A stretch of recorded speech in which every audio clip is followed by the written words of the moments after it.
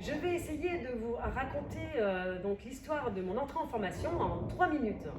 Donc Delphine, 42 ans, 4 enfants, de 9 ans à 21 ans. J'ai intégré l'Institut de formation des aides-soignantes du lycée des métiers Marie-Lefranc à Lorient. J'étais dans l'armée avant et dans la police. J'ai travaillé dans un EHPAD, dans l'aide aux soins. J'ai ressenti à ce moment-là un manque de connaissances dans ma pratique professionnelle. Un désir aussi d'avoir une communication adaptée avec les résidents. J'ai souhaité continuer pour être plus proche des patients. Auparavant, j'avais des contacts avec les patients, mais avec une formation, je vais me sentir quand même plus à l'aise dans mes soins. Pouvoir me questionner davantage aussi sur ce que je fais et pourquoi je le fais.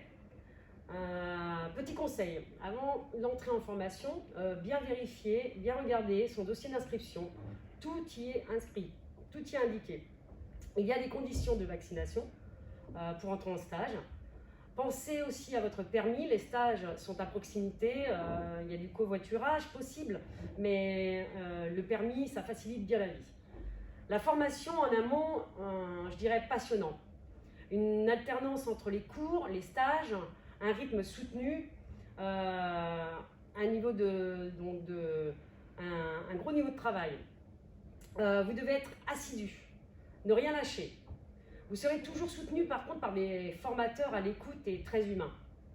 Il y a des entretiens de suivi réguliers, des entretiens pédagogiques. Les formateurs sont très présents sur les lieux de stage. Le patient est toujours au centre de nos préoccupations, en cours comme en stage. En cours, régulièrement, on effectue des simulations de soins.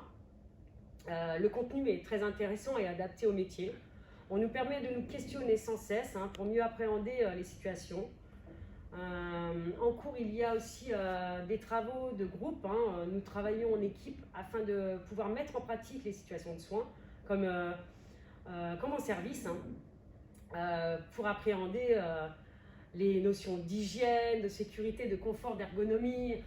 Notre formation est axée sur l'accompagnement l'accompagnement dans les actes essentiels du quotidien, c'est-à-dire l'aide au repas, l'aide à la marche, l'état clinique, c'est-à-dire savoir observer le patient, pouvoir alerter.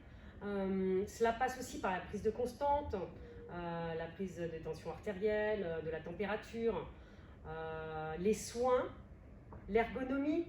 Donc c'est apprendre à avoir des bonnes postures pour vous autant que pour le patient.